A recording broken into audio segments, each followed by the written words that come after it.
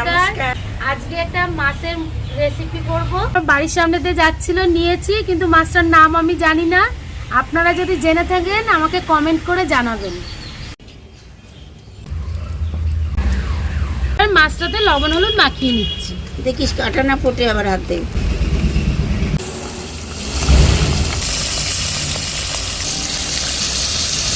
ভাজাও ভালো লাগে না, ডালের সাথে ভালো লাগে। আমার তো কাঁচা লঙ্কা দিয়ে একটু নুন কাঁচা লঙ্কা দিয়ে শুকনো গরম গরম ভাত এটাও ভালো লাগে, আর ওই মাছটা ডালের সাথেও খুব সুন্দর লাগে। বেগুনে আমি লবণ হলুদ মাখিয়ে নিচ্ছি। এবার বেগুনগুলো আমি ভেজে নেব।